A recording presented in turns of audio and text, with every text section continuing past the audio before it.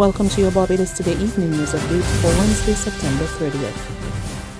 Residents urged to brace for bad weather as a tropical wave is expected to affect the island overnight into tomorrow.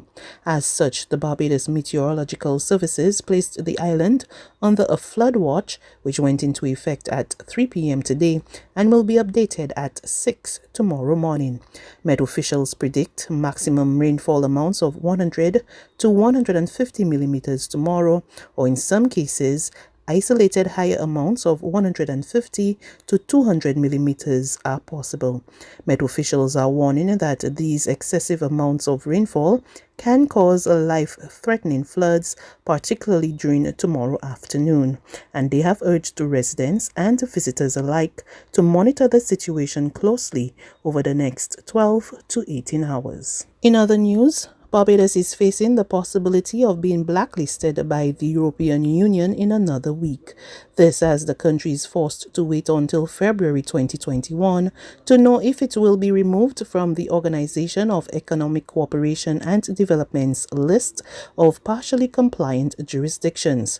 International Business Minister Ronald Toppin made the disclosure during the launch of the Barbados International Business Association's Global Business Week 2020 today. It is an unthinkable act, and all the more so at a time when we, like so many other small developing countries, are trying desperately to cope with the ravages of COVID-19, a global pandemic that is wreaking havoc on our economy. Such threatened, heartless action by the European Union at this time would only serve to compound our problems and make a bad situation worse. I want to assure you that we have done and are doing everything possible and beyond to ensure that we secure a rating of at least largely compliant in the shortest possible time. To this end, we have been engaging the OECD every 2 weeks, furnishing them with updated reports on our progress. The hour I'm referring to here is the Barbados Revenue Authority and the International Business Union.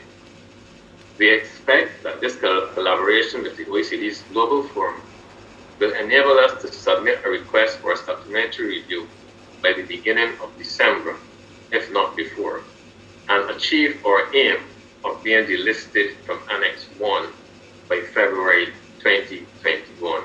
Minister Toppin, who describes the development as mind-boggling, says based on communications he received, it is expected that the list will be announced on October 6th. It is mind-boggling that the European Union would even contemplate taking such drastic action at this time.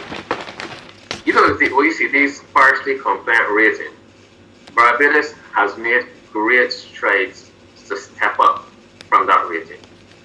Indeed, in correspondence from the EU's Code of Conduct Group in July of this very year, they acknowledge, quote, the progress made in many areas since the last peer review, and welcome the spirit of cooperation with which you, Barbados, are approaching this, end of quote.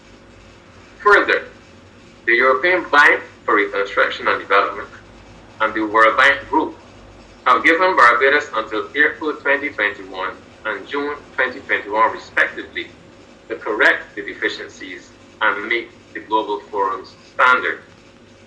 Yet, as I already indicated, the European Union, barring a miraculous change of mind, is proposing to blacklist us shortly.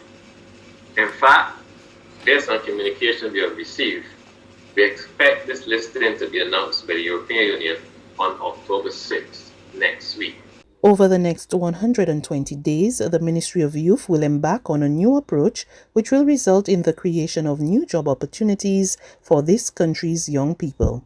Minister Dwight Sutherland made the disclosure as he addressed the opening ceremony of the National Youth Stakeholder Consultation at the Hilton Barbados Resort today. Over the next 120 days, my ministry will pursue a new mission, a concentration of priorities on digital research and engagement, collaborative impact, and crucially, more important, jobs and opportunities.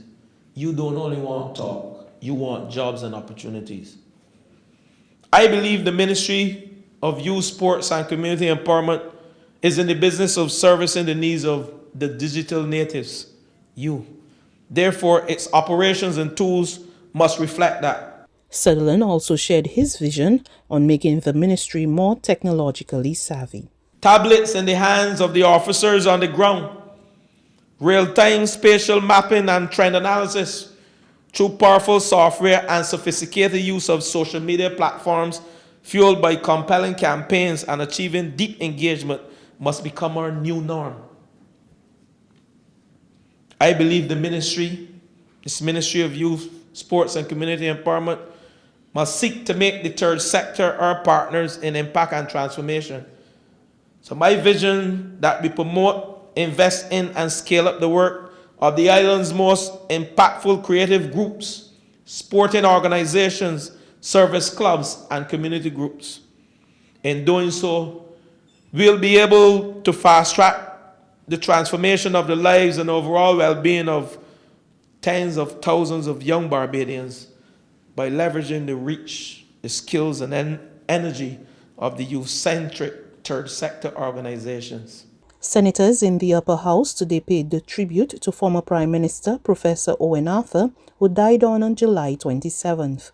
Leader of Government Business and Minister of Foreign Affairs, Senator Dr. Jerome Walcott, led off the debates as the former Prime Minister's family, including his widow who was present, listened on. He possessed an air of absolute humility. He possessed a philosophy that hard work brought success. He possessed an outstanding intellect and a brilliant mind. He possessed an effervescent charm and an acerbic wit. He possessed a razor-sharp tongue and formidable debating skills. He possessed, Mr. President, an immovable commitment to ensuring a better life for all Barbadians and to ensuring that, as he often said, poor people should not remain poor. Opposition Senator Crystal Drakes, who is an economist, recalled meeting Professor Affer a little over 2 years ago. Having been in his presence for the first time, it was as though you were in the presence of a living economic legend. That's how I felt in that moment. And although he had already left public life, I quickly realized as we got into the discussions that his intellect was still as sharp and as astute as it has always been. And he had this ability to dissect economic matters, complex economic matters, in a way that you were in awe. And all the while doing that, throwing a joke here and there to make you laugh. Sir, his love of country and for people, just people in general, was clearly evident. And he radiated a burning desire to always be informed on matters of national and regional affairs. There's regional and international news after this short break.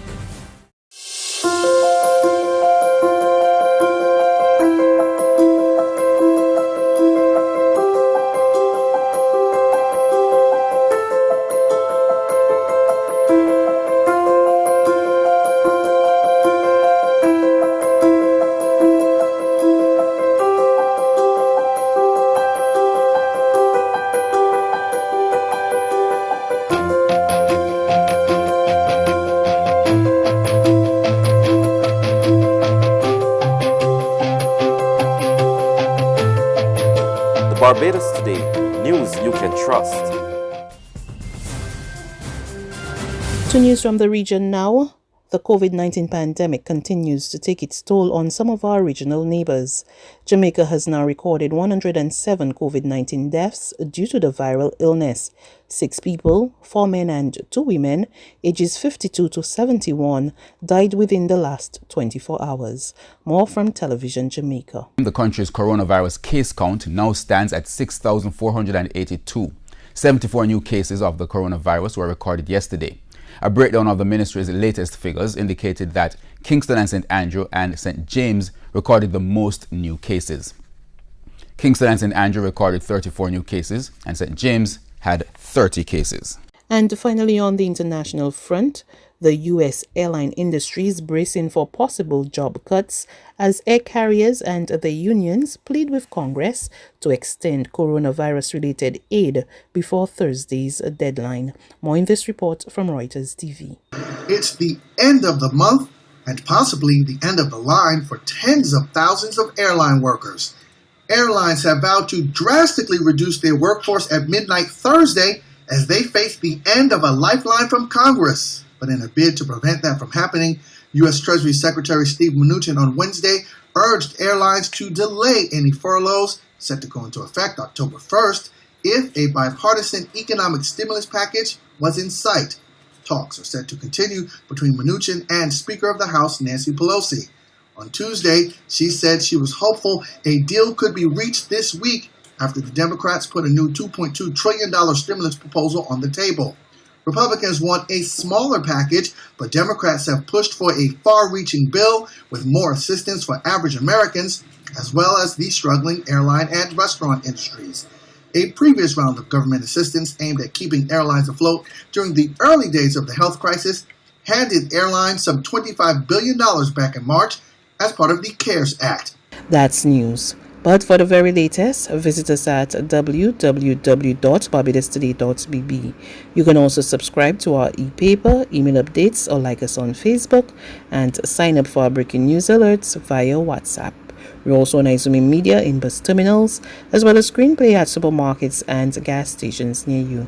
And you can also hear us on Mix 96.9 FM and Capital Media HD 99.3 FM.